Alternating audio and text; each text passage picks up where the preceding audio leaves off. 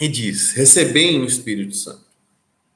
Recebei o Espírito Santo. Então, eles recebem o Espírito Santo. A Bíblia fala em outro lugar que, naquele momento, Jesus abre o entendimento deles para as Escrituras, expõe as profecias, né? E o entendimento deles é aberto para as Escrituras. Jesus, então, em Lucas, no capítulo 24, se não me engano, no final de Lucas, ele diz para eles esperar a promessa do seu Pai, né? Fique em Jerusalém até que receba a promessa do meu Pai. Em Atos 1:8, né, quando Jesus está subindo ao céu, ele é indagado sobre a restauração do reino de Deus. Eles perguntam, né? Então é agora que você vai restaurar as 12 tribos de Israel e tal. Jesus diz, isso não compete saber para vocês, né? Mas vocês receberão, como eu já disse, vocês receberão poder ao descer sobre vós o Espírito Santo. Uma coisa interessante sobre esse texto, sobre Atos 1:8, é que lá em João, no capítulo 1, no versículo 12 e 13, no versículo 12 especificamente, diz que a todos quanto receberam, deu-lhes o poder de serem feitos filhos de Deus. A palavra poder ali é a palavra exousia, que significa autoridade, né? E Calvino vai trabalhar melhor isso aí em 1 João 3:1, se eu não me engano. Ele vai fazer uma ligação onde João diz assim: vede com quão grande amor nos tem amado o Pai, a ponto de ele nos chamar seus filhos.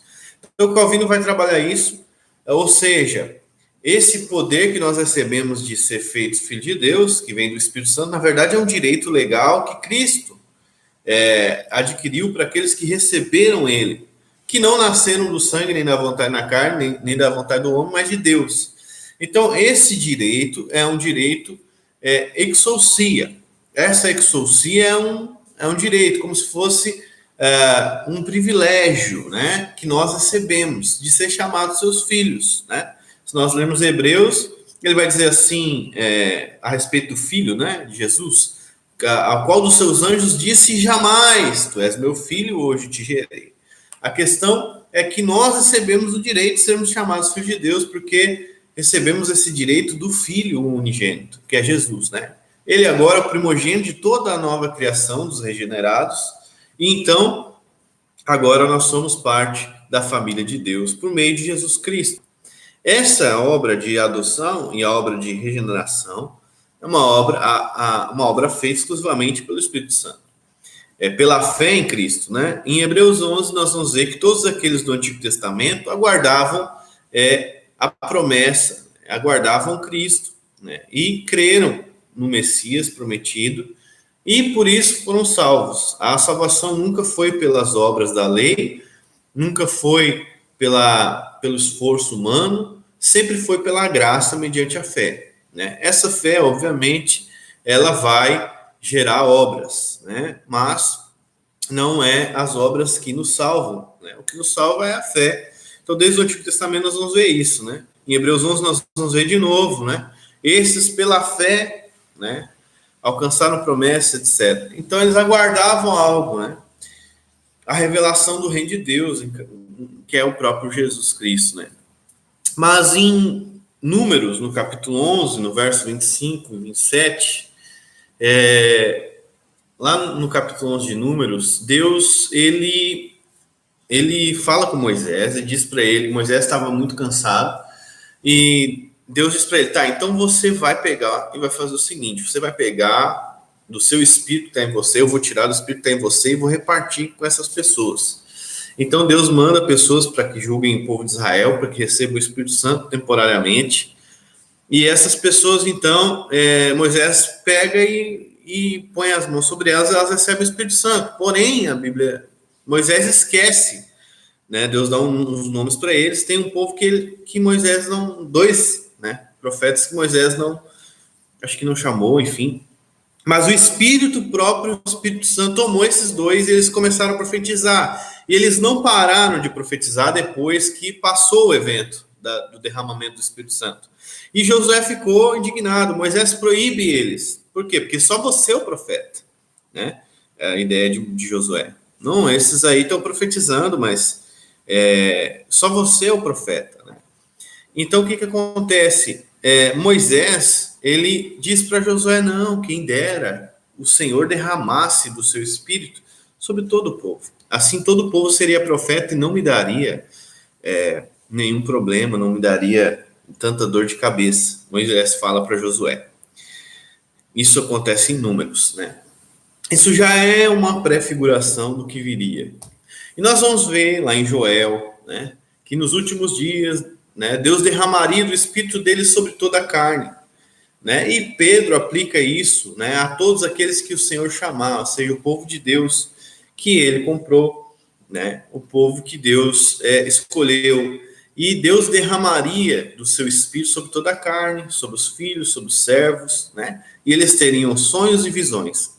Qual é os sinais, né, que estão explícitos ali, né? Fogo, sangue, coluna de fumaça, mas também sonhos e visões, né? Os velhos sonharão, os jovens terão visões, e até sobre as minhas servas e os meus servos derramarei do meu espírito. Ou seja, essa promessa de Joel, e isso que Moisés falou em Números, que é de Deus derramar o seu espírito sobre todo o povo para que seja uma nação de profeta, sacerdote, né? Uma nação de sacerdotes, uma nação sacerdotal, é uma prefiguração, obviamente, do que aconteceu em Atos, né? Então, em Atos dos Apóstolos, nós vamos ver o Espírito Santo descendo sobre os apóstolos, e Pedro diz que isso é cumprimento da profecia de Joel. Veja, como nós já expomos 10 minutos atrás, mais ou menos, que a regeneração já ocorria porque a fé já existia. Então, esse derramamento do Espírito Santo em Pentecostes não é meramente a regeneração, porque todas essas pessoas que foram, que estavam orando, Pedro, todos eles já eram regenerados. Eles receberam o Espírito Santo depois que esse dom do Espírito Santo, do poder de Deus, depois, né, de já crerem em Cristo. Isso aí é muito claro, isso está muito claro. Outro exemplo também que eu posso dar, ali se você ler João 14, Jesus diz que ele tem que ir para o Pai para que o Espírito venha. E ele diz assim, vocês vão receber, quando ele vier, ele vai guiar vocês a toda a verdade. E ele diz assim, o Espírito da verdade, que o mundo não pode receber, mas vocês o conhecem, porque ele estará com vocês e habita em vós. Ou seja, já existia uma habitação do Espírito dentro dos discípulos. Jesus afirma isso. Não sou eu que estou afirmando, né, nenhum pentecostal, é a Bíblia. A Bíblia afirma que o Espírito já habitava neles, antes do derramamento do Espírito Santo em Atos dos Apóstolos. Ou seja, é possível que um crente regenerado seja regenerado, e mesmo assim não tenha recebido a plenitude do Espírito em Atos 1:8, que é receber o poder de Deus. Isso é muito claro.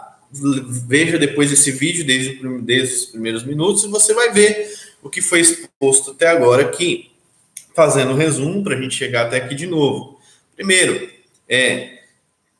Jesus falando com Nicodemos, diz para ele que ele já deveria saber sobre o novo nascimento, né? Ou seja, já era uma coisa comum. A regeneração precede a fé. Se a regeneração precede a fé, todas as pessoas que creram no Antigo Testamento e todas as pessoas que creram na época que Jesus estava lá, não fizeram isso sem antes ser regenerados. A não ser que você vire arminiano e creia que o homem pode crer em Cristo por seu próprio intermédio sem regeneração. Coração de pedra pode crer em Cristo. Você é arminiano? Não, não é, né? Sei que você me acompanha no arminiano.